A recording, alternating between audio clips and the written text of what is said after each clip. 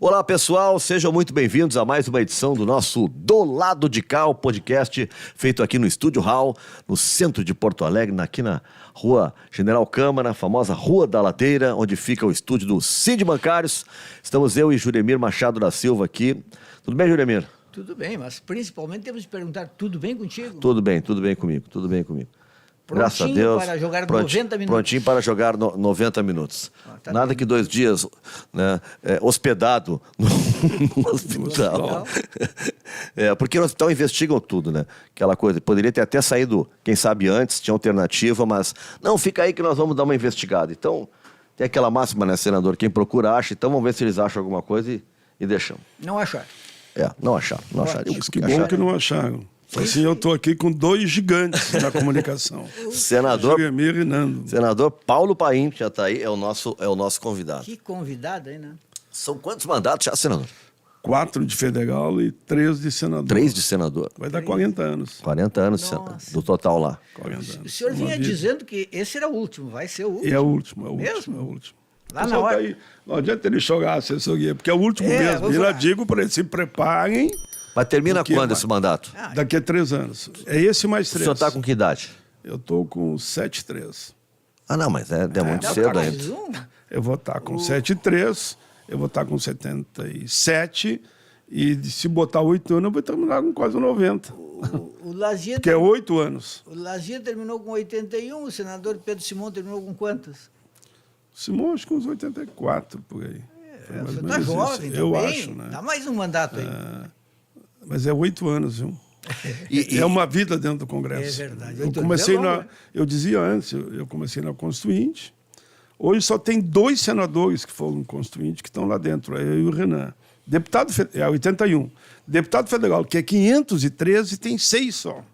Não é que todos morreram, mas saíram da vida pública, O né? senhor é o decano do Senado. Do Senado hoje sou. Eu e o Renan. Ô, senador, e essa rotina, todo esse período, esse negócio de estar lá, voltar fim de semana, sempre teve que estar fazendo isso e tal? Não? Nunca fiz. Nunca fez ficar Essa lá. aqui é uma tradição do parlamentar. E Não, tá não sempre é que aqui. Eu fico todo tempo lá, mas eu vinha de 15 em 15 dias e tinha vezes que era uma vez por mês. Costumou assim, desde a Constituinte. Sempre foi assim. E agora, com todas as comunicações, dá para fazer Dá contato pra com a base fazer, sem precisar se claro, mover todo claro. dia. Agora, tem gente, eu me lembro assim, de deputados que lá de Santa Rosa, por exemplo, o sujeito desembarca aqui, vai para Santa Rosa na sexta-feira, no sábado, volta. Nosso sou deputado de- aí, o Bom Gasto, por exemplo, faz isso. Eu sou de épocas Dureza. em que a gente viajava 6 horas para ir, 6 para voltar, para falar 20 minutos. Num debate, 20 Nossa. minutos. E hoje em dia, não. Hoje, no meu escritório da minha casa, eu voto e discurso dentro do Congresso. Eu falo, quando eu estou aqui, eu faço pronunciamento todo dia dentro do Congresso. Eu e o Cajuru, que somos os que mais falam lá naquele Congresso. Naquele Congresso, não posso sentido, que é O o senhor símbolo da carimba toda a democracia. bola que passa.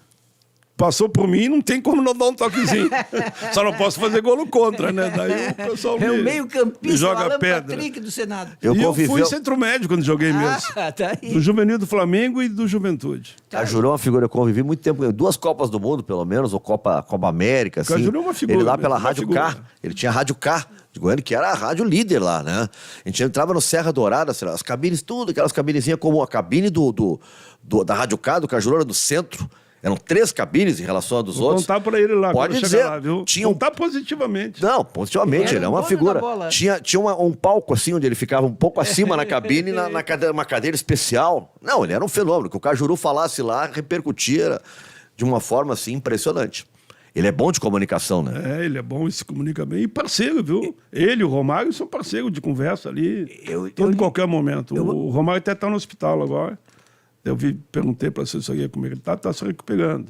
E o Cajuru também esteve doente, mas conseguiu se recuperar. Eu li uma também. entrevista do Cajuru impressionante, ele contando dos áureos tempos dele no topo, como jornalista, no SBT, eu creio. E que aí ele ganhava tanto dinheiro que ele não sabia o que fazer do dinheiro. Ele disse isso. Aí ele ia para... Para mim, não. Na tribuna ele falou que casou 7 vezes. Ele ia para Monte Carlo. De tanto dinheiro que ele ia tinha. para Monte Carlo e quando ele descia no aeroporto, não sei, acho que em Paris, onde é que ele descia, ele pegava um helicóptero para chegar lá. Descia, ia para um restaurante onde ele pedia, segundo diz a entrevista, ele pedia acho que era uma champanhe de 8 mil reais. Não, Ele é uma Pergunte figura. por É ele uma se figura. tinha É uma esse champanhe figura. de 8 mil reais. Eu li isso. Mas o Cajuru é daqueles caras, assim, de fazer uma autocrítica, uma análise da sua vida publicamente para todo Sim, mundo, sim, né? ele fala Contar na o que está tribuna. acontecendo. Essas coisas que eu assim. falei aqui, ele fala na tribuna. Sim. Sabia, Paim? O que, Cajuru? Porque a gente chama lá, é Cajuru e Paim mesmo. Que eu... E não me arrependo. Na tribuna. Na tribuna, na tribuna. Viveu Na intensamente. tribuna, né? Viveu intensamente. Ele teve uns probleminhas de saúde, mas felizmente, como eu dizia antes, ele se recuperou bem. E é um bom né? senador, né? É bom senador, porque ele tem aquele estilo dele, né? Ele conversa com todo mundo, com situação, oposição, governo anterior, governo atual, tudo ele conversa. Mas quando tiver que bater, ele bate também. E bate. Senador, Bate duro. onde é que a relação é mais pegada? É na Câmara? Do que no Senado? Digo assim, porque às vezes a gente vê debates mais acalorados, briga mesmo, pegada, Não, assim, na com Câmara. certeza na Câmara, porque eu fui 4 mandatos na Câmara, né? Na Câmara eu cansei de ver no tapa e no soco mesmo, e deputado cai duro do meu lado, mas não é da Constituinte. Agora, no Senado eu nunca vi nesse nível, né? Na Câmara o bicho pega mais mesmo, lá é jogo duro, lá... E é muito disputado, né? 513, todo mundo quer cavar o seu espaço, que é legítimo também, né? Então, a tribuna, tu tem que escrever uma semana de antecedência para falar na outra. No Senado, não, tu pode falar todo dia, se tu quiser. 20 minutos na segunda e na sexta e 10 dias na segunda, terça e quarta. Eu falo quase todos os dias, porque eu fico Hoje, lá. hoje sendo um senador, né, do partido que está comandando, né, o Executivo Nacional, qual é o maior desafio hoje daqueles políticos que estão lá, seja no Senado, na Câmara, e que querem, né, estão ao lado do governo, enfim, né, querem auxiliar o governo nesse momento? Eu acho que é ajudar a reconstruir o país, né? Porque foi uma destruição desde o momento que afastam a Dilma, os retrocessos foram avançando, e eu enfrentei todos. Aí hoje em dia está tudo nas redes, né? O que foi feito, eu junto com outros, já enfrentei momentos muito, muito, muito duros. Na época que houve o afastamento da Dilma, do Temer, né? Com reforma trabalhista, reforma previdenciária. O que tiraram dos trabalhadores foi muita, muita coisa nessas leis. Por exemplo, estou colocando duas que eu atuei mais, né? A trabalhista e na previdenciária. Mas ali, é que eu diria, o jogo é muito pesado. É jogo pesado na Câmara e também no Senado. Eu dizia antes, nós sentamos aqui, falava com o Juremir aqui, eu penso, mas estão negociando bilhões lá para o Lira, tal, mas não tem jeito. Ou tu negocia ou tu não vota com a Bolsa, não vota a Bolsa Família atualizada, que seria o salário de emergência. Reforma tributária. Né? Reforma tributária nem falar, se não fosse o Lira não tinha passado. E no Senado vai passar. E ela significa um avanço. Para quem está lá há 40 anos, eu só via falar em reforma tributária. Mas nunca vi reforma tributária sendo debatida para valer. A maior ideia qual é vai acontecer. Qual é a maior mudança da reforma tributária? Tá bem, simplifica, diminui, né, alguns tributos, Isso. né, passa a pagar menos o número de tributos.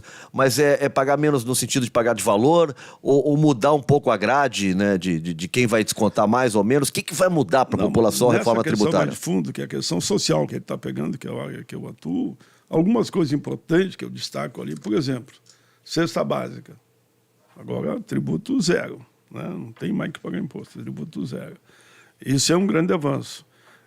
A questão do transporte, 50% a menos. Todo o gasto com saúde, em matéria de tributos. Ninguém está nos ouvindo aqui achando que agora vai ser cortado pela metade, não. Se tu pagava, digamos, o preço era 100, 10 era tributo, o tributo vai ser 5. Né? No combustível... Combustível também. Mas é gasolina ou diesel só? Acho que é ambos. Acho não, é ambos. Diminui os tributos dali para frente agora. Então, agora, com isso, vai dar uma boa melhorada no caso. E tem outras situações ali, por exemplo, claro que é uma transição a longo prazo, é quase 50 anos a transição final, né? E ali nós temos coisas que vão ser de imediato, coisas que vão ser mais na frente, outras ali. Está ali previsto tributação sobre lucros, dividendos, mas a longo prazo. Senador, o senhor que sempre foi um batalhador em relação à questão da Previdência, por exemplo. Essa é uma das principais bandeiras da sua longa vida parlamentar. E também de questões trabalhistas, evidentemente. O senhor, como é que vê a questão atualmente, porque a impressão que passa é que essas reformas, quanto mais amargas elas são, depois que elas passam, aí ninguém vai voltar atrás, mas nem 1 milímetro. Isso chega a decepcioná-lo um pouco. Muita gente tinha esperança de que no governo Lula a reforma trabalhista fosse zerada. A previdenciária se esperava pelo menos alguma mudança, mas a trabalhista se esperava que ela fosse anulada. Por isso que quando começou o debate de revoga a reforma trabalhista, revoga a reforma da Previdência, eu digo, olha, professor, eu não vou dizer isso que não vai acontecer, não vai revogar. Eu não entrei, até não fui bem entendido em alguns fóruns de esquerda. Né? Não, o país não quer dizer que revoga. Não vou usar o termo que não é verdadeiro, não vai revogar. Não vai revogar a reforma da Previdência e não vai reforma trabalhista. Nós podemos atualizar, fazer de forma pontual. Por exemplo, trabalho intermitente é um crime contra a humanidade, né? Da forma que é. Trabalho intermitente é salário por hora, quase que não tem direito a nada. E está funcionando já em muitos lugares dessa forma, né? Agora, essa decisão do Supremo, que diz que a terceirização pode ser inclusive na atividade fim, que isso é a porta para o trabalho escravo. Então, essas coisas nós poderemos mudar. Então, eu apresentei essa proposta do novo Estatuto do Trabalho, que está aqui na minha frente, que visa o quê? Aqui, vamos ver que eu não estou revogando a CLT, eu falo renovando a CLT. Eu falo um Estatuto do Mundo do Trabalho, lembrando que nós estamos vivendo em momentos de inteligência artificial, estamos vivendo em momentos que cada vez a automação chega e é irreversível, né? Tem empresas que eu convivi que tinha... Vou dar um exemplo, só como dado, né? Que precisava ser empregado numa certa área. Hoje tem 10, o resto tudo é automação. Então nós temos que nos preparar, a nossa juventude tem que... Eu sou muito fã do ensino técnico também. É preciso investir muito no ensino técnico, te preparar para enfrentar e conviver com esse novo momento. Acho que a redução de jornada teria que ser um caminho natural. Sabemos que muitos países no mundo estão optando por 4 dias por semana e não 5. Também estamos tratando disso aqui no Estatuto do Trabalho. A fiscalização é fundamental. Não adianta aprovar uma lei, foi uma lei que eu trabalhei quase 20 anos em cima dela, que diz que homem e mulher, mesma função, o mesmo salário, tal. Mas se não incorpora e não cobra, porque a multa é 10 vezes o salário que ela devia ganhar se ela não estiver ganhando o mesmo salário que o homem na mesma função. A mulher negra vai ser a grande beneficiada. Porque se a mulher branca ganha 60% ou 70% que ganha o homem branco, a mulher negra ganha 40%. Então, agora as duas sobem ao mesmo nível do homem branco. Mas tem que ser uma pressão permanente da sociedade para cumprir a lei. Né? Agora, senador... Perdemos muito, mas dá para avançar. Só fechando. Sim, sim. Então, eu, inclusive, vou estar em Campo Bom esse fim de semana, o outro fim de semana é para estar em Caxias. Mas eu estou falando pela causa. Que alguém, quando eu começo a me movimentar, diz... Ele está se preparando para ser candidato de novo. Não vou ser candidato. Mas queria que o meu mandato fosse o melhor de todos esses últimos 3 anos que eu tenho no Congresso. Não, Mas tem muito por fazer. A questão que eu coloco é sobre essa inclusão hoje desse novo modelo de contratação de profissional, que eu acho que é a maioria no Brasil hoje, tal do MEI, PJ. Né? Já se fazia isso antes em rádio, então nem se fala, né? Profissionais contratados agora assim. Virou. Agora virou assim. Então, esse pessoal está protegido por alguma coisa? Vai estar. Qual é a intenção nossa? Porque um estatuto, eu aprovei o Estatuto do Idoso, da igualdade racial, da pessoa com deficiência, fui relator da juventude, o dos ciganos, agora já aprovei no Senado, está na Câmara. Me apresentaram ontem aqui no Rio Grande do Sul, e foi a Câmara Vereadora de Canoas, o Estatuto Animal, dos animais, da proteção do animal.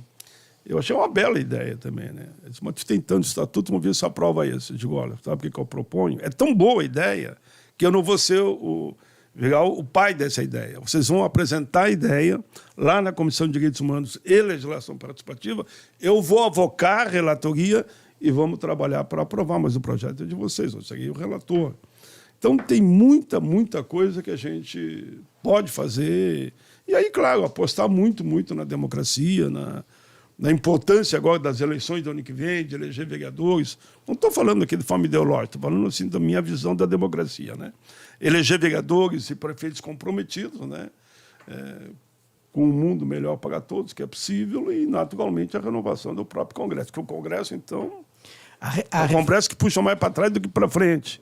E daí as negociações vão além do que devia ir, não tão republicana, para poder provar propostas como a reforma tributária. A reforma trabalhista, são muitos os aspectos negativos. Tem um que é profundamente deletério, que é o fato de que dificultou o acesso à justiça.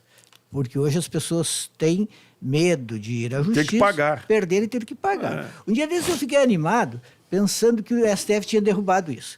Mas o STF, na verdade, só derrubou em relação àqueles que têm justiça gratuita. Então, quem tem justiça gratuita, se perder, não vai ter que pagar nada. Porque é gratuita já.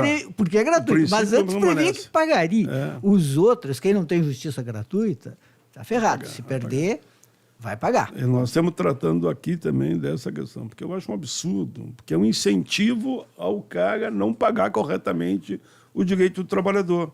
Porque houve uma redução devido a isso já de 30% a 40% de ações no judiciário. Então, é um absurdo. Eu tenho que, tranquilamente, perdi, mas ganhei. Se eu perdo, não vou ter que pagar. É uma forma de intimidar para você não recorrer Intimida à busca mesmo, do teu direito. Intimida. Não, e essa de botar a justiça gratuita é balela, porque, Juremir, eu acho que é o único setor onde tu pode ter um advogado sem ter que pagar nada. Eu digo, não tem que pagar nada antes para contratar. Claro, né? Em geral, tu vai precisar de uma causa, tu paga alguma coisa para o advogado. A causa trabalhista, em geral, o cara acerta um valor, um correspondente de 20% em geral, 20%. O pessoal se ganhar a causa, é isso? Isso. Então, o sujeito não precisa ter dinheiro para ter acesso ao escritório de advocacia. E é um caminho natural, ainda mais num povo que nem o nosso, onde a maioria do nosso povo, queremos ou não, se a fundo, fica em 2 salários mínimos. 80% é 2 salários mínimos. Quem recebe da Previdência, 70%, 80% também é 1 salário mínimo. O senhor está satisfeito até agora com o governo Lula? Tem pontos negativos, só positivos? Qual é a sua avaliação? Olha, até eu tive algumas anotações que eu sei mais ou menos decor, né? Porque eles têm feito muito, viu? O presidente Lula tem feito muito.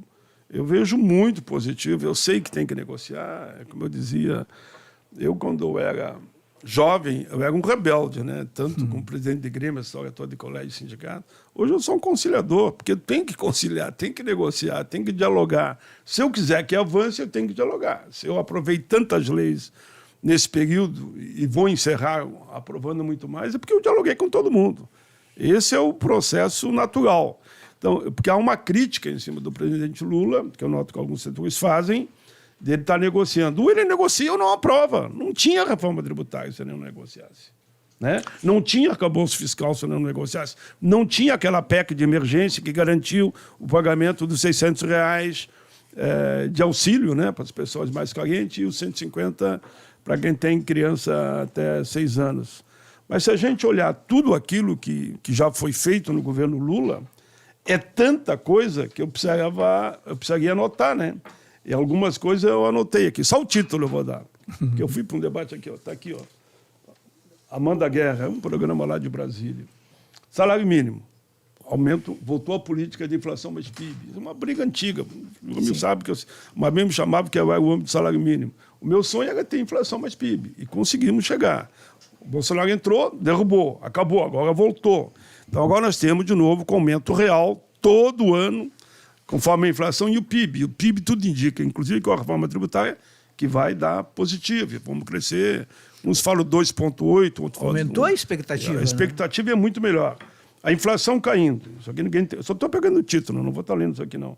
PIB crescendo, tudo fato. Igualdade salarial entre homem e mulher, fato. Injúria racial, para dizer que agora não tem essa de fazer um crime, inclusive no futebol, que no nosso projeto nós tínhamos colocado já lá. E o Lula sancionou, né? Racismo e injúria passa a ser o mesmo crime. Crime de racismo, pena de reclusão, cadeia e inafiançável ainda. Mais médico. Volta na hora de nós botar na prática, né, senador? Isso. Então, tem pouca gente presa por racismo. Médicos. Desculpa, eu interrompi. Muita gente que ficou só na injúria e não aconteceu nada. Agora, ele sabe que ele vai ser preso. Não prescreve... Eu lhe atrapalhei nos médicos aí que o senhor tinha dito, por favor. O programa Mais Médicos volta com força. Remédio gratuito, 35 mil farmácias credenciadas, 55 milhões de beneficiados. Passam a ter acesso agora de forma gratuita, farmácia popular. Mais médico, primeiro semestre, foi aberto o edital para 5.970 novas vagas. Previsão para até o final de 2023, 15 mil novos médicos, no Mais Médico. Brasil Sorridente, Dignidade menstrual, todo mundo sabe a importância, que foi uma briga com o Bolsonaro, isso. Uma coisa tão simples. Sorvete gratuito? Sorvete. Agora, felizmente, vem de forma definitiva. Lei Paulo Gustavo foi 3,8 bilhões. A da Branco agora é 3 bilhões por ano para investimento na cultura. Imposto de renda, até tínhamos... Eu estava num programa outro dia, havia uma preocupação, mas ficou só 2.640, mas está previsto ali que até 2026 vai para R$5.000. Até 2026, quem ganha até R$5.000 não vai pagar imposto de renda. Que foi uma bandeira, inclusive, uma de bandeira campanha. do Lula de campanha, né? Tinha que levar para frente. Plano Safra é o maior da história, só vou resumir, 364,2 bilhões, agricultura familiar 71 bilhões, Pronasce, educação de tempo integral, isso aqui é um projeto importantíssimo, nós aprovamos agora, uma vez do Executivo, né? Abriu as portas para o tempo integral, e eu falei lá no Congresso, e eu me lembrei do Brizola, por que não? Sim. Não lembrado, como é que era o nome? As escolinhas O do CIEPS. CIEPS. Começou ali com o Brizola. Senador, só para ficar nesse ponto da educação que eu gosto, como é que fundamental. porque hoje os municípios e os estados, eles controlam a educação. Como é que o governo federal, ele consegue implementar uma política nacional e dizer, vamos para a escola em tempo integral? Como é que ele consegue passar isso? Ele vai começar a abrir espaços, vai ser a longo prazo, né? Que nem aqui, ó. Recurso de 4 bilhões de reais para estados e municípios, para ampliar o número de escolas de tempo integral. Mas é um processo, não vai ser todo. O governador vai ter que se comprometer que esse recurso é para isso. Esse recurso é para isso. E a União também. E tem também os institutos que são fundamentais. Porque eu vim do ensino técnico. Eu diria, por que não dizer aqui? Eu diria, não, vou dizer. Eu era um vendedor de frutas aqui em Porto Alegre. Tinha um primo meu que tinha uma feira livre, Neri, já faleceu. Vendia bem, senador? Vendia bem, rapaz. Só tem uma marca preta, mais preta que eu sou, aqui do lado, porque onde eu montava a barraca todo dia, o sol batia no mesmo lugar. E era um sol danado. Então tem a prova viva aqui. Mas depois fiz o teste no Sistema S, na época. O Sistema S tem seus problemas, mas é inegável que o ensino técnico, e agora os institutos ampliaram ainda, tu faz já nível superior dentro do Instituto Tempo Integral, né? Então, estamos avançando. A lista é longa, hein? O senhor precisava realmente de anotação, porque uma lista tem pelo menos uns 10 tópicos aí. Reforma tributária, que falamos aqui rapidamente. E essa demorou, hein? Demorou. Custou para sair. 40 anos que eu lembro que eu vejo falar sobre ela e não acontece. O arcabouço fiscal também, o Senado já aprovou, a Câmara vai aprovar. Eles vão forçar a barra lá para negociar um pouco mais, mas vai aprovar em seguida. Só e aqui alguns... Depois, se eu vou entrar aqui em cada detalhe de cada assunto desse, nós vemos 2 horas. Já tem empresário que era apaixonado pelo Bolsonaro, agora dizendo que o Haddad é nota 10? Mudou de lado. Ué, O Haddad é muito bom, viu? Sabe que, recentemente, ele chamou os presidentes das comissões. Como eu sou o presidente de uma comissão, então ali tu tinha centro, esquerda e direita. Ali naquela mesa, acho que eram umas 12, são umas 12 comissões, né? Unanimidade, a fala do Haddad, unanimidade. E ele teve uma fala que eu achei muito interessante, que ele disse o seguinte, que eu acho um absurdo o número de inserção fiscal, né, renúncia fiscal, que é dado para o empresariado. Eu estou chamando um por um, perguntando a ele se é justo isso. E ele falando para todo mundo, é justo isso? Os caras que mais ganham, mais deixam de pagar. Ele diz, eu vou mexer nisso, mas vou chamar um por um e vou dizer que eles não podem continuar pagando tão pouco quanto pagam, enquanto que o pão, o leite, né, o feijão, o arroz... E aí tu começa a fazer o cálculo, se eles pagassem o que tivesse que pagar, quanto daria, né? O cara vai para a máquina... Daria? Trilhões, trilhões. E aí tem que chamar mesmo. O Haddad está se cacifando bonito. Se seguir assim, ele vai ser um excelente candidato à presidência da República na próxima, com chance de ganhar. Eu não duvido, eu só não posso dizer, porque vão dizer... Ô, pai, qual é a tua? Eu acho que o Lula... Eu acho que o Lula vai para a reeleição. Eu acho que o Lula vai para a reeleição. O Lula pode ir para a reeleição. Eu acho. Pode, mas eu não posso, digamos, falar por ele, naturalmente. Claro. Né? Ele pode, tem todo um potencial, mas se ele resolver não ir, como o Mandela fez, como alguns fizeram... Eu sempre achei que ele colocou o Haddad no Ministério da Fazenda, estrategicamente, o ministério talvez mais importante, e mais indo importante. Bem ali, o sujeito se cacifa para concorrer com condições de ganhar. Ele é muito preparado. Nessas reuniões que eu participei, tranquilo e moderado, não é daqueles que fica ganhar no grito ou na marra, com muita tranquilidade, com muita habilidade. Paulo Guedes... O Haddad está dando um show Senador, de calmaria. Vamos falar de eleição aqui, municipal. Queria saber como é que o senhor está vendo. O Haddad é um grande sujeito. Eu gosto muito dele. A gente começou, né, Júlio, a falar com algumas pessoas aqui. A primeira coisa, acho que até o Rosseto foi um dos que insistiu muito nisso, Miguel Rosseto, que a esquerda tinha que estar unida no primeiro turno para a eleição municipal. Eu já vi que o PCdoB vai lançar a Manuela, o Pedro Ruas, a Maria do Rosário está também se lançando candidata, então não vai ter união. Como é que o senhor está projetando essa eleição? Porque o Melo vem lá, provavelmente colado, né, claro, no bolsonarismo, como ele colou na última eleição, e o outro lado vai estar dividido. Olha, eu acho que o princípio da federação é um princípio interessante. Eu sempre defendi a chamada Frente Ampla pelo Brasil. Se for para o bem do povo brasileiro, uma frente mais ampla possível tem que ser feita, e é o que o Lula está fazendo no nível nacional. É porque é uma tese que eu defendo há muito tempo. Escrevi, inclusive, algo nesse sentido, mas em história em quadrinho, inclusive, para ser bem acesso à população. Se o princípio da frente da federação, que é o termo que é usado, né, corretamente, que hoje nós temos as federações, for adotado aqui em Porto Alegre, poderíamos estar juntos, partidos que estão na federação e os prováveis aliados.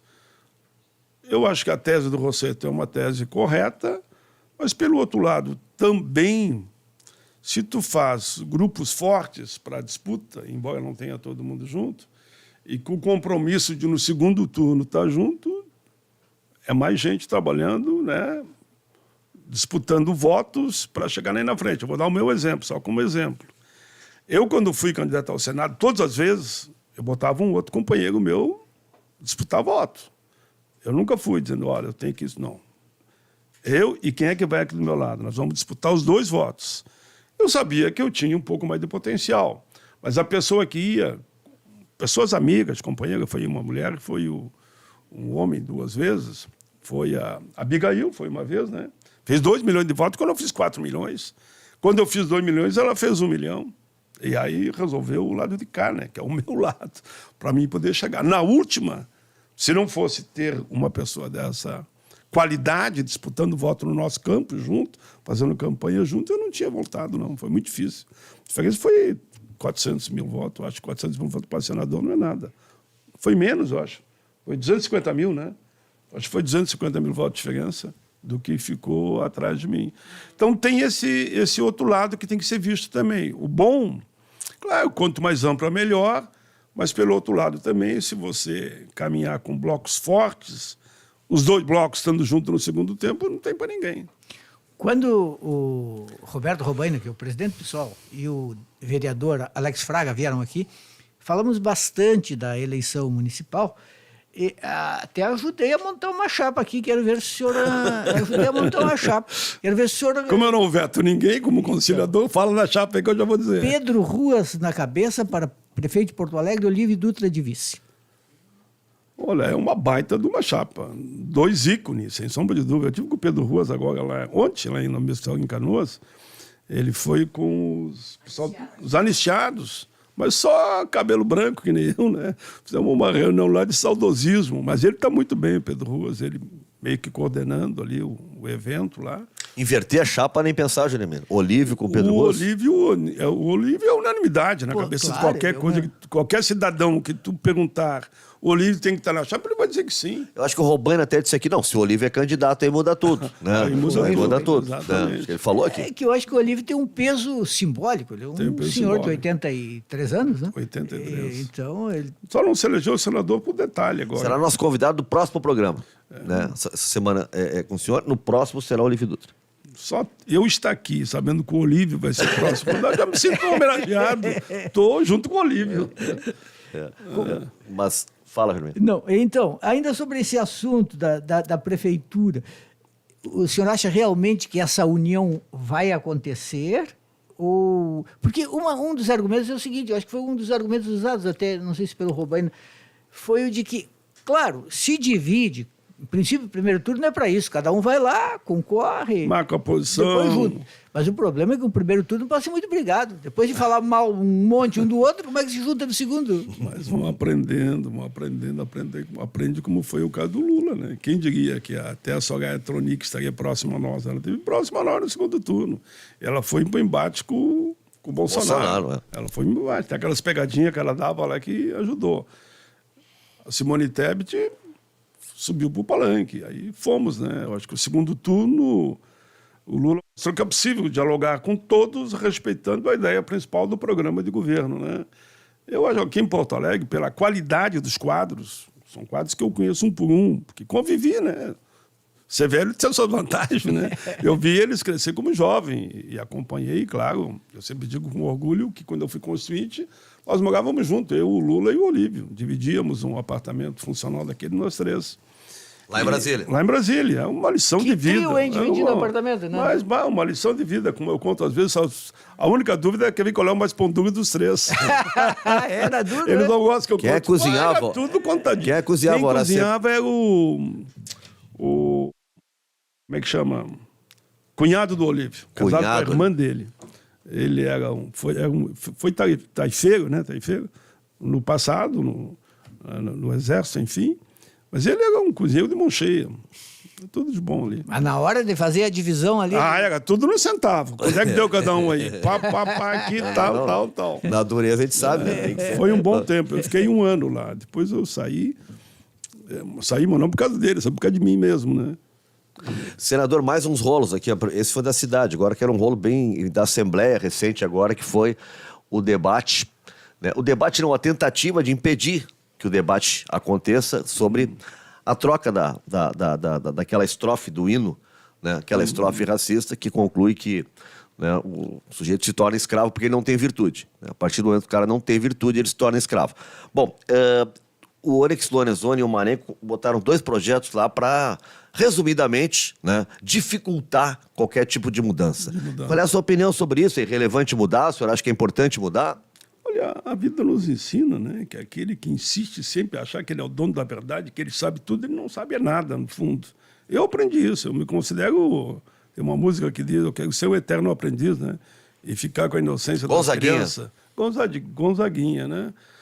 É um aprendizado. Se o hino pode ser aperfeiçoado numa palavra, qual é o problema? Discuta amplamente com a sociedade. Olha, essa palavra tem um cunho racista, por exemplo, que é o caso, né? Qual o problema de discutir e ajustar aquele detalhe ali?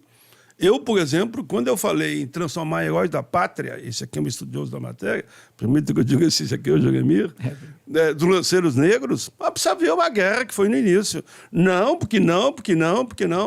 Eu sou teimoso, né? Eu fui insistindo, até que o pessoal do Exército, de tanto eu ser chato, eu acho, acabaram recuando e eu aprovei. Lanceiros negros e heróis da pátria. E o senhor acha, senador, que a luta contra o racismo no Brasil começa a surtir efeito de fato? Ou, apesar de uma certa consciência nos meios acadêmicos, intelectuais, apesar da legislação estar mais específica, no cotidiano, no dia a dia, continua tudo igual? Não, eu acho que estamos avançando. Por isso que está aparecendo muita denúncia e muitas situações que antes não se falava, inclusive. Quando cometia crime contra o povo negro, e ficava tudo por isso mesmo. Hoje, pelo menos, está vindo mais à tona. E eu tenho um exemplo que eu vou dar, que eu acho que é um dos mais bonitos. Nós não tínhamos bancada negra na Assembleia de Porto Alegre e nem na Câmara. E agora nós tivemos, na última eleição para a Câmara, elegemos inúmeros negros, e agora na Assembleia inúmeros negros. E agora no Congresso também temos negros e negras eleitas no Rio Grande do Sul, né? Então, significa que há uma mudança. Universidade, a política de cotas. Eu falo com satisfação porque eu fui ao Supremo defender a política de cota, né? Eu até te contei a história já. Quebrei o pau lá, tá no filme Raça aquele, que o meu opositor, que era um senador, que escolheu um negro e um branco, né? E negro só tinha eu lá. E aí eu digo, olha, o Rio Grande do Sul, vocês falam tudo isso, mas é o único estado que tem senador negro, que eu conheço desde que eu estou aqui, né? Não tem.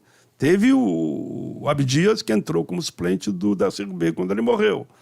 Mas o que dele? Senador. E tivemos a Benedita, que foi uma senadora. Abdias do Nascimento, que dá nome ao nosso viaduto ali, Nossa, né? Viaduto não, é o... Como é um herói nacional, né? É viaduto ali, né? Chamado ali, né? Que o pessoal chama de Mazembe. Isso. Né? Eu saía pra sacanear o Câmara, Juremir, que é colorado. Eu saía da ali é Câmara Abdias do dos Nascimento. Deputados para ver os discursos do Abdias do Nascimento. Então, a política de cota nós ganhamos, está consagrada no Estatuto e na lei. E hoje nós tínhamos 10% de negros e negras nas universidades. Hoje nós temos mais de 50% nas públicas, né? Claro que na particular, com mais dificuldade ainda. Mas eu sinto que estamos avançando, com certeza. Eu noto lá os jovens negros e negras que chegaram no parlamento, muito firme, muito...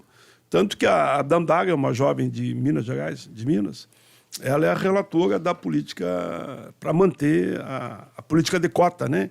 E ela é coordenadora na Câmara, eu sou no Senado, da Frente Parlamentar Mista contra o racismo e todo tipo de preconceito.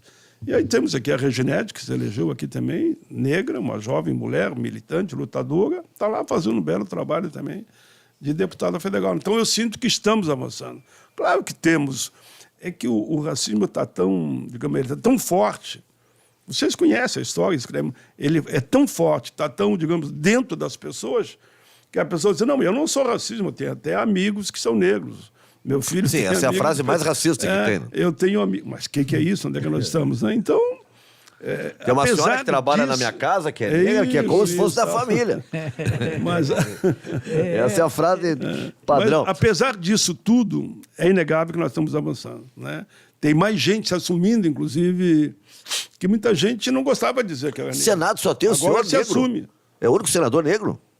Negro eu sou, mas tem alguns lá que sou meio marronzinho e tal. Não estou falando mal. Não estou falando mal. É que não é bandeira para eles, sabe? Não é bandeira. E para mim é bandeira. É bandeira. E o Rio Grande do Sul sempre soube que eu tinha essa bandeira. Tanto que o Estatuto de Igualdade Racial, eu fiquei 15 anos lutando para aprovar. E como é que o senhor, como um político de longa estrada, negro, como é que o senhor vê as questões hoje do chamado identitarismo? A coisa de uma consciência desperta, permanente, que produz polêmicas, por exemplo, os cancelamentos pelo uso de uma palavra ou outra que possa ser considerada como racista, mas que durante muito tempo era usada por todo mundo. Como é que o senhor vê essa questão?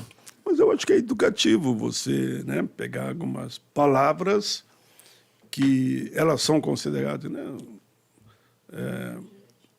Como é que eu diria? Eu queria dar um exemplo prático, né, que eu hoje...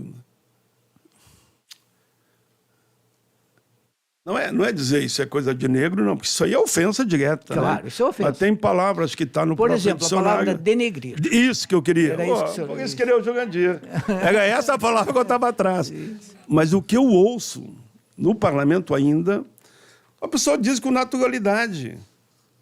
Não, isso aqui vai denegrir a minha vida, a minha história, tal, pá, como se fosse a pior coisa do mundo. No rádio dizem toda hora. O termo que ele usou é que foi inadequado. Ele que usasse outro, mas não dizer que vai denegrir a sua história. Então, essa mudança nesse aspecto é um aspecto positivo e educativo. Né? Ele vai educando as pessoas.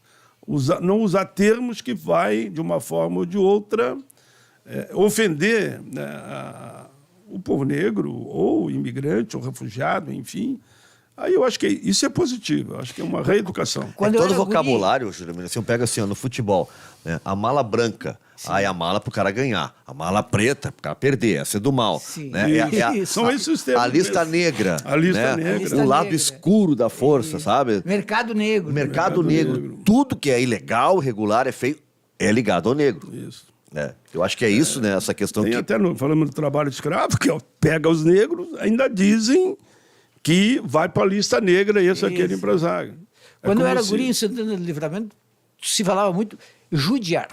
É tudo cara não judia do fulano. Eu usava muito também. A família usava assim, eu via toda hora isso. É uma judiaria isso. Isso é uma judiaria. Para ver que ponto... O que foram passando para nós de geração a geração, né? Eu, não sei se eu contei aqui com vocês já, eu tive uma oportunidade na sala de aula, eu sempre fui meio metido, né? A ser presidente de Grêmio, essa coisa toda, né? E um dia um presidente numa sala de aula, no ginásio noturno, queria provar para mim na tela, rapaz, com mapa, com tudo, que o negro não tinha a mesma capacidade do do branco. Nem que tivesse a mesma formação, o mesmo estudo, mas não tinha a mesma capacidade. Aí eu quebrei o pau com ele, naturalmente, eu era presidente da sala de aula, os alunos ficaram do meu lado todos, unanimidade, fomos pagar na diretora e ela disse, você está errado, o pai não vai sair da sala de aula, vai continuar. Mas me lembro com satisfação isso. Isso né? não tem como esquecer. Naquela época, eu tinha, hoje, 16 anos. Mas o cara fez isso e queria provar, e dando uma aula. E daí a diretora veio e disse, não, ele tem toda a razão. O complicado é quando a gente lê isso em pessoas que a gente admira. Ontem eu estava lendo que uma polêmica foi retomada. O grande poeta Fernando Pessoa era muito racista. E, entre outras coisas, ele dizia assim, Nando, imagina que um Zulu moçambicano vai ter a mesma capacidade que um europeu ou um branco. Fernando Pessoa dizia isso. Fernando Pessoa. Aí complica, porque por Fiquei um lado... triste aqui. É triste, é triste. Um grande poeta, Claro. a gente admira, Porca, mas o homem era racista. E aí fica aquela história, não, mas isso ele disse em privado, isso ele disse não sei aonde, não pode analisá-lo por causa disso, mas também não tem como esquecer. Não tem como esquecer, até porque... Nosso grande escritor, José de Alencar, era um racista total, absoluto. Mandava cartas para o imperador dizendo assim, olha, não aceite nenhuma lei aí dessas para aliviar a vida dos escravos, porque a escravidão é feita em benefício do escravizado. Mas tu pegar... Ele votou contra a lei, ele foi político, ele votou contra a lei do ventre livre. Mas que barbaridade. Não, se a gente lê o editorial do Estadão, tá, no dia seguinte, dos jornais da época, no dia seguinte, né, no dia seguinte à abolição da escravatura, a grande preocupação, né, era com a questão econômica. Né? Como é que ia funcionar agora? Na época, o que era importante ou não. E só houve, no fundo... Que foi precipitado. A dita abolição não conclusa, como a gente fala, porque eles entenderam, somando e dividindo, que era interessante até deixar os negros a revelia jogado nas ruas, sem direito à terra, sem direito à ferramenta, sem direito a estudar e sem direito a trabalhar também. Tinha que se virar. Porque daí veio, você muito sabe mais que eu, de outros países para cá, italianos, alemães e tal, para... E esses com apoio, né? Receberam terra. Esses com apoio, terra, financiamento. E tem uma briga histórica aí das terras, de índio, quilombola, com os que vieram para trabalhar na terra. Aliás, senador, isso é até uma questão que o senhor pode se interessar por ela. Eu fiz até um texto que saiu nesta quarta-feira, no Matinal Jornalismo, né, também está no Matinal, sobre o fato de que indígenas lá da reserva do Guarita, eles estão querendo ter acesso ao crédito rural para poder plantar. E não tem, porque para ter acesso ao crédito rural, como as terras deles, na verdade, são terras da União, eles precisam ter uma carta de anuência da FUNAI. E durante o governo Bolsonaro, o Bolsonaro determinou que a FUNAI não assinasse mais essa carta. Então, o que está acontecendo? Eu entrevistei um indígena, o Zaqueu Caigang, e ele disse, olha, eu tenho 50 hectares que eu planto, eu preciso de R$80 mil para conseguir fazer a plantação, maquinário, para trabalhar a terra, e não tem de onde tirar. Não tem de onde tirar porque nós não temos acesso ao crédito rural, ao financiamento. E ele está desesperado, procurando contatos. Já falou com pessoas, eu falei com fulano, beltrano, mas não estão conseguindo desbloquear. Talvez o senhor possa ajudar. Não, mas eu posso olhar com muito carinho isso. Acho que é mais do que justo. Porque o crédito rural, os programas de atendimento ao agricultor, ele não pode ser definido pela cor da pele, né? Se é índio, se é negro. Eu, por exemplo, nessa história dos quilombola, que eu andei trabalhando muito nesses últimos tempos, eu vi cidades que o quilombola, onde ele está, ele não tem banheiro, não tem acesso à água, não pode chegar no rio, porque entre o rio e onde ele está, tem um proprietário de uma fazenda no meio, por exemplo, uma faixa de terra, né? Essa é uma realidade que nós temos que... Estamos trabalhando nessa questão. Quilombola com muita força, mas também com muito carinho a questão indígena. Eu posso dar uma olhada com carinho nessa questão. O problema deles é que quando vai pedir um empréstimo num banco, o banco quer garantias. O que eles têm para dar como garantia? A terra, mas a terra é da União. Então, se não tem o aval, o aceite da União via a instituição, que no caso é a FUNAI, não tem como fazer. Porque outras terras da União foi passado o título de propriedade para Que é isso que trabalham na terra. Por que não pode passar também? Por isso que a história a que briga do marco temporal aí. Claro, O senador- é uma questão muito importante. Porque a partir do momento que eles têm o título de propriedade, eles passam a poder produzir, trabalhar e ter o financiamento, inclusive. Esse episódio que aconteceu na Serra Gaúcha, do trabalho escravo, né, análogo à escravidão, e foram as mais envolvidas, as 3 vinícolas maiores, importantes daqui, né, e a gente sabe que a Serra também é um dos motivos que a gente fala, nossa, é um orgulho gaúcho, a nossa Serra. Eu sou de né? lá, inclusive. Sim. Sou de Caxias. E torce só pro Caxias ou não tem nem Grêmio nem Inter, é só Caxias mesmo? É só Caxias, porque eu joguei no juvenil do Flamengo e do Juventude. Sim. E eles se fundiram num só. Não só. E criaram o Caxias. Isso. Aí eu fiquei Caxias. Já sou de Caxias. Sou Caxias, torço pro Caxias. Deu o Juventude de volta. Daí eu continuei sendo Caxias. O senhor me disse que o senhor era centro-médio. Centro-médio dos 2 times. Eu joguei de Flamengo e de Juventude. Centro-médio que saía para o jogo ou que eu não perdia a viagem? Não, é aquele centro-médio que ficava ali em frente da zaga, administrando ali, cobrindo a zaga, saindo para jogar com os lateral e lançando sempre no flecha, que era o meu ponto esquerdo ou o meu ponto da direita. Flecha. Aí eu entrava pelo meio, mas fazia muito pouco gol, isso é verdade. O centro-médio pode fazer muito gol se ele saber pode entrar. pisar na área. Mas, Falcão que eu digo. isso, grande Falcão. Falcão é um maestro, né? Eu gostava verdade. muito de ver ele jogar. Aquela elegância dele para jogar. Senador, como é que foi lidar com Agora isso? tô vivendo com o Romário lá, viu? No bom sentido, o Romário, que ajudou esse povo Esse todo. jogava muito. Esse era craque. Jogava Nossa muito, Senhora, né? Romário era Mas craque. sabia de até bola. hoje, só faz fila para ele. Aí vem pedir para mim, pai, vê se o Romário assina uma camiseta. Eu vou ali e peço, daqui, pronto. Mas ele é muito gentil. E o Romário a gente viu mais do que Ronaldo, porque o Romário volta pro Brasil no auge. Ele é o melhor jogador do mundo em 94 e vem pro Flamengo. Estava no Barcelona e veio pro Flamengo. Então a gente vê ele no auge jogando, né? Já tinha visto antes e tal, né? E vê ele no auge. Então mas nós estávamos lá na ele é um Serra. bom senador, viu? Eu quero saber como é que foi lidar com isso, porque ao mesmo tempo Eu que trabalhei tinha... com isso. Porque... Eu acompanhei esse processo todo. Porque não dava para dizer, olha, termina tudo, porque tinha um ritmo, porque é um local importante, uma manifestação importante. Agora, ao mesmo tempo, era muito grave o que a gente estava vendo. Por isso que eu falei antes aqui no bloco, iniciamos o programa, a questão da decisão do Supremo, né? Que é ali a grande questão, e todos, virou unanimidade isso. A empresa terceirizada era um canal aberto para você contratar, digamos lá, 100 trabalhadores e 200, e tu pagava para a empresa terceirizada, que permitia a terceirização da atividade fim. E assim eles fizeram. E segundo eles estiveram lá em Brasília falando comigo, os empresários do setor. Segundo eles pagavam e entendiam que estavam cumprindo a parte dele, mas não estavam. Não fiscalizavam as empresas. Mas agora eles, pelo menos na conversa que tivemos, o Marinho teve aqui também, fez um tipo de um TAC, como eu digo, né? Aquele procedimento de acordo. Os auditores do trabalho fizeram um papel também muito bom, todo mundo esteve na área fiscalizando, e eles se comprometeram de não ter mais terceiro. Eu, pelo menos, os que falaram comigo, eu achei muito bom, até eu fiquei de lá também, querem que eu vá lá conhecer, e eu vou mesmo.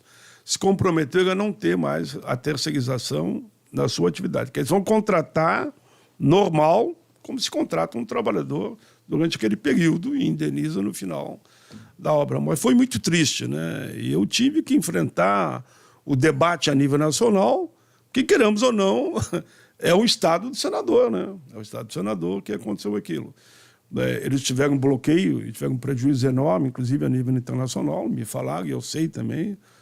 O Jorge Viana, que foi senador, é o que coordena essa área dentro do governo. Mas eu acredito que a chacoalhada que foi dada, por isso que eu digo que alguma coisa está melhorando, né? A sociedade se mobilizou, ficou solidária. Claro que lá na cidade, na região, eu sei que eles ficaram revoltados com tudo aquilo, né? Porque a cidade turística e tal, bom, mas aconteceu, vamos resolver agora. E essa revolta fez com que eles se comunicassem mal. Eles reagiram mal ao fato. E isso colocou eles numa posição ruim. Depois eles deram uma recuada. Primeiro tenta negar, tenta esconder, reagiram mal. Não adianta. Tem que assumir que houve e vamos resolver e queremos resolver e não vai mais acontecer. Foi essa conversa que eu tive com eles e foi uma conversa, eu diria, muito respeitosa, né? E não adianta também só jogar pedra e não ajudar a resolver o problema. Eu critico, naturalmente, Fui um dos primeiros, fui para a tribuna, falei. Vim aqui, fiz um evento aqui no Rio Grande do Sul sobre isso. Foi, acho que o primeiro evento foi nós que fizemos sobre essa questão. Nós, que eu digo, é a sociedade organizada aqui, né? Fomos lá em Caxias, fizemos lá. E eu tenho muitos amigos em Bento também, sindicatos, todos ficaram indignados com aquilo que viram. Sim, lá. Depois veio um vereador na Câmara de Caxias. Aquele foi o desastre. Que diz aquilo que diz, e aí não foi cassado o vereador. Não foi cassado o vereador. Aquele foi o maior desastre, ele não ajudou nada, piorou, esculhambou e merecia ser cassado mesmo. Senador, o senhor todo ano lança um livro. Isso. Deste ano é Brasil, o Grito Calado, Reflexões na Pandemia. São seus artigos, o senhor publica muito em jornais, isso. Depois reúne em livro e faz sempre um lançamento na Feira do Livro. Esses são artigos do momento da pandemia, né? O que eu via que estava acontecendo, mas de dentro do Congresso olhando para fora, né? Aquelas loucuras de negar a ciência, de negar a vacina, né? Tudo aquilo fazia com que a gente vivesse aquele momento. A própria CPI que teve em relação a fraudes que houveram, em desvio de conduta, inclusive, em matéria de segurar a vacina para o nosso povo. Eu apresentei um projeto que foi muito polêmico, foi para garantir a vacina gratuita para todos. Para todos. E aí entrou em debate com a Organização Mundial da Saúde, e entrou o Brasil também, e eu dava exemplo que no governo Lula já tinha aprovado uma vacina, né, de forma tal do combate à AIDS, nós tínhamos produzido no Brasil, e a partir daquele momento eu dizia que não pode ser propriedade absoluta, né, do setor farmacêutico um remédio que vai salvar milhões de vidas. Então era quebra de patente, na verdade era isso, eu não queria usar o termo, mas vou ter que usar. O nosso projeto era a quebra da patente, permitindo que o Brasil produzisse a vacina para todos. Aprovei na Câmara e no Senado, e foi para quem sancionar. Qualquer vacina? Isso era para vacinas... Nesse caso, era para a vacina para combater a Covid. A Covid, né? você foi dar a vacina da Covid, tá. Como lá atrás o Lula tinha aprovado já para HIV/AIDS, para garantir, para produzir no Brasil. Porque esse ano já evoluiu a da gripe, né? A da gripe já está liberada para todo mundo. Isso. Antigamente era só idosos e tal, agora não. A partir de 18 anos, todo mundo podia ir no posto tomar vacina da gripe. Mas essa que eu consegui aprovar, nunca me esqueço, foi uma batalha dura. Me ajudou muito os Médicos Sem Fronteira, viu? Fizeram um trabalho belíssimo, os argumentos deles que me davam. E consegui ganhar. Ganhamos aqui, consegui que na Câmara os relatores também comprassem a ideia, mas daí foi para a sanção do ex-presidente, né? O que ele fez? Ele vetou a parte principal. Daí nós não conseguimos derrubar o veto. Então, até hoje, temos que brigar para assegurar que... E nós temos que reverter um quadro terrível. Eu estava lendo no Intercept, Juremino, o Brasil, que já foi a maior referência em termos de vacinação, hoje o Brasil, na sua rede vacinal, ele está na América do Sul só atrás da Venezuela, em má qualidade, né? de cobertura vacinal. Olha o atraso, nós já fomos referência. O Brasil era a maior referência de vacina. Né? E hoje nós temos a Fiocruz, a poliomielite voltou no Brasil, nós temos casos de novo de polio que não tinha mais. Né? Eu digo, atraso não é da rede, que não existe vacina, não. Atraso das pessoas procurarem para se vacinar. Foi feita uma campanha. O movimento antivacina é muito antigo, a gente sabe, mas no período do Bolsonaro ele foi... né? Foi uma loucura. Foi uma loucura. Na sua carreira política, o senhor viu algum traste maior do que o Bolsonaro? Pergunta, Jurandir, mas eu vou te falar a verdade, vou responder sim. E fui colega dele, viu? Porque ele foi deputado, sentava do meu lado muitas vezes e me dizia: tô com 8%, pai. Se eu chegar a 12%, eu vou ser presidente. E foi. E ele me disse isso. Quando eu era deputado também. Mas o que ele fez no governo eu nunca vi. Nunca vi ninguém fazer o que ele fez. Foi uma desconstrução de tudo, da democracia, da liberdade, da saúde, da ciência. Não vi. Nos 40 anos, nunca vi um presidente que fizesse uma administração tão lamentável como ele fez. Eu pergunto lamentável. Assim, não costumo usar esse tipo de termo em relação a políticos, eu concordei. Até porque, como jornalista, tem que manter o respeito aos diferentes correntes.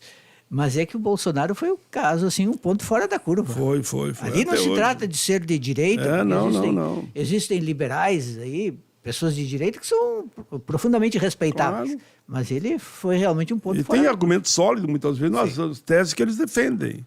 Mas eles não tinham argumento. Não tinha argumento. Era negar, negar e negar e negar.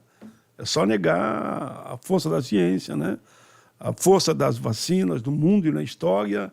E mesmo quando eles iam nas CPIs, não discutiam, não defendiam. E a capacidade de criar histórias, narrativas mentirosas, né? Isso é impressionante. Até sobre a vacina, o que se criou de narrativa mentirosa. Não, até hoje tem gente que não... Eu vacinei 5 vezes, vocês hoje também, né? Eu Até também. hoje tem gente que não vai Tomei as vacinar. 65. E muitos morreram. Mas, senador, é o que eu estou lhe dizendo, esse problema se estendeu às outras vacinas. O não. Brasil hoje, ninguém mais está indo se vacinar. Levou uma negação para as outras. Para as pessoas, em Negacionismo nas outras vacinas. Mas é lamentável. Mas, por isso que eu acredito que daqui para frente o país há de mudar, melhorar O que o senhor acha que vem? Porque o Bolsonaro está inelegível, né? O Supremo o TSE já fez o trabalho dele. Mas o que o senhor acha que vai acontecer? Vai ser o governador de São Paulo? Como é que vai ser? Alguém consegue essa unificação? Não vou nem chamar de direita, dessa ultradireita, né? Que representava o Bolsonaro? Eu acho que o setor mais bolsonarista não volta mais. Eu tenho essa esperança que não volte mais. Mas há de surgir, como a história da humanidade mostra, né? Estou falando para o Jugemir também, porque ele é historiador, né? De tudo um pouco. Tem que falar para ele olhar assim, se ele concorda ainda. Mas, descontraído com você, Jugemir, mas eu quero dizer que a história da humanidade mostra que figuras como o Bolsonaro, para mim, não voltam mais no Brasil, mas voltará um outro porque mais competente que ele será. E, consequentemente, terá mais argumentos para tentar mostrar o seu perfil, aquilo que eles querem, uma direita, digamos, com uma visão mais centrada, para ficar próximo ao centro. Mas acho que assim mesmo, pelo que eu noto lá no parlamento, hoje, a tendência toda é ou o Lula se reelege ou faz sucessor. Não vou citar nomes. Na minha avaliação, faz sucessor. E eles estão sabendo disso. E os parlamentares, que eu noto lá, muito perdidos. Se fala do governador de São Paulo, mas se fala, mas meia boca pequena, assim, não há uma paixão pelo... E na política, eu sempre tenho dito, tem que ter razão, paixão e saber trabalhar, né? Como a sociedade. Agora tem que ter paixão, tem que ter poesia. O Alckmin não tem isso, não sente que ele tem ambições de tentar de novo? Ambições legítimas, como a Simone Tebet também tem, como a Haddad também tem, né? Como dizem que o ministro da Justiça também tem e tem se destacado também, é o Dino, né? Dino. O Dino tem se destacado também. Pode ver que tem bons quadros. Só aí citamos 5, 6 quadros. O Dino é imperdível quando ele é convidado para ir na Câmara. Digamos, mais do centro para a direita. Ele vai e acaba com O Dino, quando vai no Congresso, é imperdível. Não, Ele é ele sensacional. ele gosta de ir. Só me convida, entendeu? Eu vou, me convida. Claro, eles não querem convidar mais. É imperdível. Ele acaba com os adversários. Não, ele realmente nisso Mas aí... sabe que o ministro dos Direitos Humanos foi muito bem também, o Silvio. Ele esteve na minha comissão. Silvio Almeida? Silvio Almeida. Ele é muito e bom. O Girão fez uma provocação por ele. Pegou um bonequinho, na questão do debate do aborto. Sim. Foi lá e quis peitar ele com aquele bonequinho. Ele deu uma resposta para eles, olha, Não, ele é me bom, respeite. preparado. Minha mulher está grávida, eu vou ser pai daqui a uns dias, você me respeite. Isso não é a postura de você tratar o ministro da República. Eu lamento a tua postura como senador. Mas destruiu ele. É um baita intelectual, o Silvio Preparadíssimo. Almeida, preparadíssimo. Eu gosto muito dele. E Sérgio Moro? Essa legenda, como é que é conviver no Senado com o Sérgio Moro? Seu parceiro de cafezinho, como é que é? Não. Não, Bem não, né? não exagera, Não é pra né? tanto. Não, mas a gente Não exagera. ali dentro todo mundo se cumprimenta, tal, Claro. mas cada um na sua área de atuação. Inclusive o Mourão aqui, né? Sim. O Mourão super educado, super tratamento do dia a dia, né? Como é que vai? Já aprendeu o nome das ruas de Porto Alegre, inclusive, parece? Não sei. Já sabe onde fica a Rua da Praia, a Borges de Medeiros. Já está por dentro da cidade. Mas ali dentro há um certo... Cada um na sua posição, né? Um certo respeito com o indivíduo, né? E com as divergências ideológicas lá natural que existe. E isso é barreira que não se ultrapassa de jeito nenhum, cada um no seu campo. O mandato do Sérgio Moro está... Está a perigo. Está muito a perigo. Já estão discutindo quem vão ser, porque teria então uma eleição no Paraná, né? Já Sim. estão discutindo, o Requião parece que é candidato, a Cleise é candidata, tem diversos candidatos que já estão Para fazer apontando o uma caminho. nova eleição ao Senado no Paraná. Eleição do Senado no Paraná. É capaz de ele perder já no Paraná. Eu li que o julgamento, porque mudou a composição Mudou dos a ministros composição. do TRE do Paraná, e parece que agora ele está em desvantagem. E só pra Se dizer perder o que eu tava- mandato, provavelmente vai ganhar um monte de Pix, porque tá na moda agora. Né? O cara perde alguma coisa e enche o cara de Pix. Né? Eu não trabalho com Pix, nem emenda parlamentar. Nem emenda parlamentar eu aceito. Porque tem um esquema aí de emenda parlamentar que tu manda Pix. Eu digo, eu não mando Pix coisa nenhuma. Como é que é esse esquema, senhor? O cara vai lá, consegue assegurar que tu mande uma emenda dentro do regulamento e manda o dinheiro para a prefeitura Via por Pix. Eu digo, não. A emenda vai via Pix. Vai Pix. Eu digo, não. Comigo é Chegou- tudo por dentro da Caixa Econômica Federal. Chegou Caixa a Econômica 200 milhões por Pix hoje. O pra mim. Pix aqui. Maravilhoso. Aí o prefeito pega são- aquilo e sabe que não estou criticando prefeito nenhum, né? Já. Mas é um... Chama uma dupla sertaneja e faz um show na cidade. Pronto, é uma oportunidade, infelizmente. Nossa Senhora. Eu respeito quem usa o Pix, emenda parlamentar, eu não uso. Eu só uso tudo por dentro da Caixa Econômica Federal, fiscalização da Caixa Econômica, vai fazendo por etapa e vai entregando então o dinheiro. É uma forma de me proteger também, né? Estou mandando Pix, não tem pressão. E só mando via prefeitura também. Sabe que eu sou muito ligado ao movimento social, mas não mando. Eu mando via prefeitura para ver onde tem que ser aplicado na Nos cidade. conformes. Nos conformes como manda a lei. É para a saúde, é para a saúde, é para a educação, que nem agora no caso de quilombola, eu estou mandando para vocês investir nas comunidades quilombola. Mas tudo por dentro da Caixa. A Caixa é que fiscaliza. Então, como é que o que é possível fazer? Acho que só daqui a 1 ano e meio o Lula pode trocar, mas é uma relação maluca do Banco Central com o presidente da República, né? Porque a presidência, Claro. o ministro da Economia tem uma tem- ideia e o presidente do Banco Central, não é assim, é assado. Ele vai na contramão de tudo que pensa o presidente eleito, da forma que está hoje, né? Segundo uma tese que eu ouvi, eu achei até interessante, que é nos Estados Unidos. Que ele fica lá da forma que foi eleito, semelhante à nossa, mas quando o presidente é eleito, ele decide se ele fica ou sai. O mesmo processo, tudo, autonomia e tal. Porque não qual. tem como- Confirma a permanência ou Confirma, não tem ele como confirma, não. Não tem como retirar Eu a acho que é política correto. econômica da figura do não Banco tem, Central, não né? tem, não tem, não tem. A questão de taxa de juros é uma loucura. Nós temos uma taxa de juros mais alta do mundo.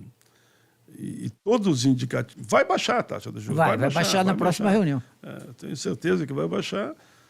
Todos os indicativos que a gente tem é que já deveria ter baixado. O cara teima. Mas agora o mercado está apertando já ele também. O mercado, que eu digo, produtivo, né, da produção. Isso é ele sozinho que decide, não é uma coisa... Agora nós elegemos 2 ou 3 agora lá que vão para o Banco Central, que serão atuantes lá dentro e muito preparados, né? Ele foi colocado lá pelo Bolsonaro. Pelo Bolsonaro, foi eleito naquela, foi colocado naquela época. Essa foi uma decisão do Congresso brasileiro, né? Foi. De que propositadamente não fosse o presidente, né? Ele, quando assumisse, nomeasse o Foi presidente do Banco votado no Central. Congresso. Foi votado pelo Congresso. Eu votei contra, mas foi votado. Qual era o medo, senador? Qual é o? Qual era o medo?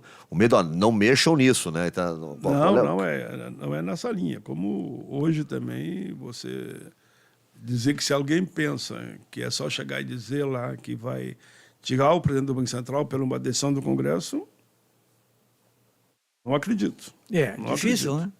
Agora Não passa. pode mudar para frente, Pode não para mudar tirar pra frente, esse. mas para isso aí não. Então a melhor coisa, ou ele renuncia, mas agora achar que o Senado vai se movimentar nesse sentido, a gente conhecendo ali meus pais. Caçar né? o mandato dele não tem como. Não vai caçar. E o Senado não vai aprovar também. Tudo indica que não. Porque a gente imagina assim, o presidente do Banco Central, numa reunião com o ministro da Fazenda, o ministro daqui, né, discutindo a economia brasileira, mas nós temos um grupo que pensa uma Claro. coisa e o outro que não é Pensa assim, diferente, ponto final. Que é do governo que saiu, Sim. que o povo rejeitou nas Rejeitou! urnas. Né? E é um modelo que não deu certo, né? Ninguém Essa tem é dúvida a contra isso. chamada independência do Banco Central, que na verdade é Independência do Banco deixar Central. uma parte do governo anterior tomando decisões em um novo governo. Exatamente. Senador, já passamos de 1 hora e 4 minutos. Esse aqui já está à disposição ou só vai ser lançado oficialmente na feira do livro? Na Feira do Livro. Mas deixa eu te falar, todos os livros que eu escrevo e envio ao Congresso tem tudo a ver sempre, Tem poesia e política, mas é dentro de uma realidade do Congresso. Isso é impresso na minha cota dentro do Senado. Então, os livros não são vendidos. Eu nem posso vender, né? Uma das maiores filas da Feira sempre. Eu já ia perguntar se tinha na Amazon. Não são vendidos. Não são vendidos. Então, lá evento, a gente leva o livro, tal, mostra, explica o que é o livro, as pessoas fazem uma filinha bonitinha ali, tal, eu assino e levo. Dia 29 vai ser lá no meu escritório de Canoas.